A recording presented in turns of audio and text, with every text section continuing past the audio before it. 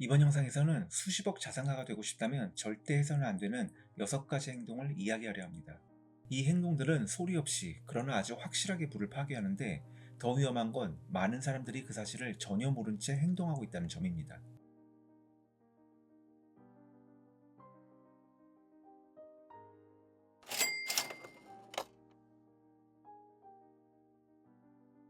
과거 직장 다니던 시절 제가 팀장을 맡았을 때 큰 조직 개편이 있을 때마다 정말 성실하고 능력 있는 직원들에게 이번 조정에서 부서 이동이나 희망퇴직 대상에 포함될 수 있습니다 라는 말을 직접 전달해야 하는 상황이 여러 번 있었거든요. 그 사람들의 실력이 부족해서가 아니라 회사의 전략과 방향성이 바뀌었기 때문이었습니다. 특히 기억에 남는 장면이 있는데 몇몇 직원은 밀려나기 몇 달 전에 새로 차를 뽑거나 최근에 회사 근처로 집을 이사한 상황이었습니다. 그런데 개편 소식을 전하자 멘붕이 온 건지 정말 한참 동안 말없이 앉아있더라고요.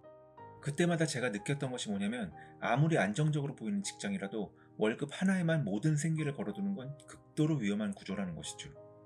내 미래를 회사의 의사결정에 통째로 맡기고 있는 셈이니까요. 한국은 특히 경기 상황에 따라 대기업조차 구조조정이 자주 일어납니다. 성과주의 강화, 외주화 확대, 디지털 전환 등으로 예상 못한 통보는 점점 더 빈번해지고 있습니다. 그리고 이런 통보는 해고가 아니라 해도 생활 기반 자체를 흔들어 버린다는 점에서 충격은 거의 같습니다. 그래서 월급 외에 최소 1개 이상의 소득원을 반드시 만들어야 합니다. 부업, 온라인 판매, 블로그, 유튜브, 스몰 비즈니스, 소규모 부동산 수입 등 무엇이든 상관없습니다. 월급 외에 추가적인 소득원이 있다면 큰 장점이 있는데, 첫째, 소득원 하나가 사라져도 다른 소득이 어느 정도 버텨줄 수 있습니다. 그리고 둘째, 늘어난 여유 자금을 재투자하여 부를 훨씬 더 빠르게 늘릴 수 있으며, 마지막으로 특정 회사나 특정 고객에 묶이지 않게 되며 선택권이 생깁니다. 국내외 자수성가 부자들의 상당수가 최소 3개 이상의 소득 파이프라인을 갖고 있다는 조사도 있습니다. 진짜 부를 만들고 싶다면 월급 외 소득원을 확보하는 것부터 시작해야 합니다. 이 지점이 부의 게임판에서 살아남기 위한 첫 번째 전략입니다.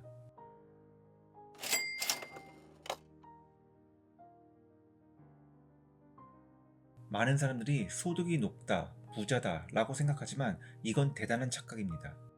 소득은 단지 들어오는 돈일 뿐이고 부의 진짜 기준은 순자산, 즉 지금 내 이름으로 남아있는 돈과 자산입니다.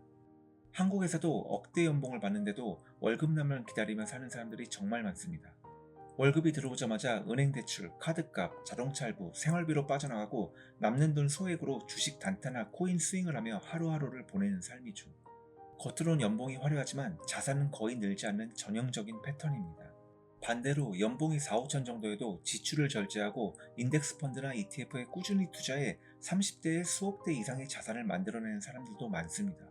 그래서 누군가의 진짜 부를 알고 싶다면 월급 얼마 받아라고 묻지 말고 지금 순자산이 얼마야? 라고 물어야 합니다.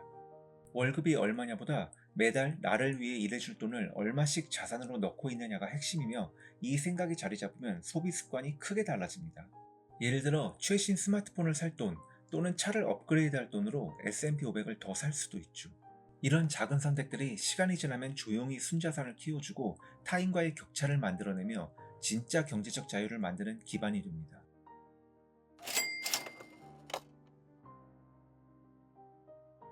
제가 처음으로 돈 공부를 시작했을 때 가장 크게 느낀 차이가 있습니다.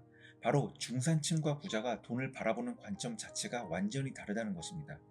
중산층은 겉으로는 드러내지 않아도 이제는 좀 좋은 차 타도 되지 않을까? 지금보다 더 넓은 평수로 가야 성공한 거 아닐까? 이런 욕망을 강하게 갖고 있습니다. 이 자체가 나쁘다는 뜻은 아닙니다. 사람이 자연스레 원하는 감정이니까요. 하지만 이건 겉으로 보이는 성공 이미지를 우선하는 태도입니다. 반면에 부자들은 전혀 다른 우선순위를 갖고 있습니다. 그들이 진짜로 추구하는 건 지위가 아니라 자유입니다. 돈의 자유, 선택의 자유, 기회의 자유죠. 특히 선택의 자유가 얼마나 소중한지는 경험해본 사람들만 압니다.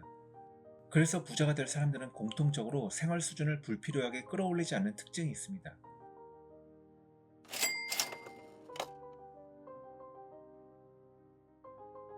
많은 사람들이 직장에서든 모임에서든 심지어 친구 사이에서도 돈 이야기를 꺼리는 이유가 있습니다.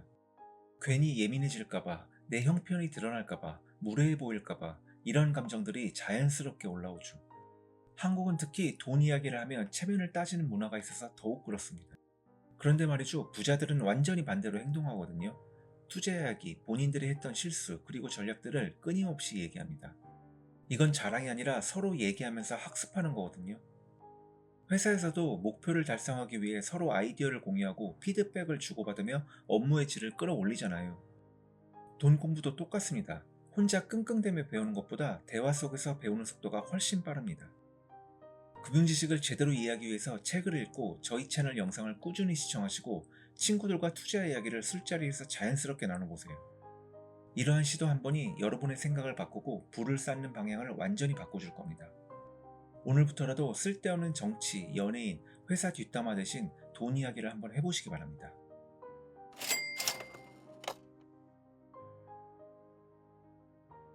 제가 제 입으로 이런 말 하긴 좀 뭐하지만 저도 회사에서 정말 열심히 일했습니다. 30대 중후반까지 밤 9시 전에 집에 가본 적이 거의 없을 정도였거든요. 처음에는 열정이라고 생각했지만 결국 가장 큰 문제를 깨달았습니다. 회사에서 일하는 동안만 수입이 발생한다는 사실입니다. 즉, 내가 시간을 쏟는 동안만 돈이 들어오고 일이 끝나면 수입은 바로 영원이 됩니다. 이 구조에 그대로 머무르는 사람 대부분이 평생 이렇게 살아갑니다. 저는 어렸을 때부터 늙어서까지 일하고 살고 싶지 않다.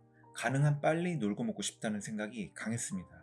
그래서 시간이 아닌 시스템과 자산이 돈을 만들어주는 구조를 만들어야 한다는 것을 배웠습니다. 즉, 잠자는 동안에도 돈이 들어오는 구조를 설계한 거죠.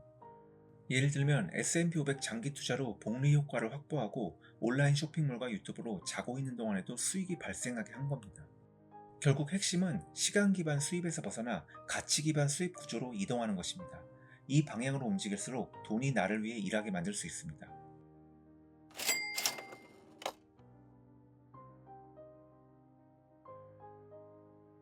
저희 채널을 꾸준히 보신 분들은 아시겠지만 좋은 빚은 단순한 부채가 아니라 레버리지, 즉 자산을 늘리거나 수익을 만들기 위해 활용하는 도구입니다. 간단한 예를 들어보자면 연 4% 금리로 돈을 빌려 그 이상의 수익률을 내는 자산을 매수한다면 빚을 활용하는 것이 효율적인 방법이 됩니다. 한 개당 5,000원인 상품을 1,000개 구매 시 개당 2,000원에 살 수 있다면 대출을 받아 구매 수량을 늘려 평균 매입 단가를 낮출 수 있어 레버리지가 유리하게 작동합니다. 중요한 건 내가 어떤 빚을 가지고 있는지, 금리가 얼마인지, 그리고 그 빚을 통해 수익을 낼 가능성이 얼마나 높은지를 정확히 아는 것입니다. 이 원칙만 지킨다면 빚은 함정이 아니라 강력한 성장 도구가 됩니다. 즉, 좋은 빚은 두려워할 것이 아니라 계획적으로 활용할 줄 아는 사람이 진짜 부를 만들어가는 길입니다.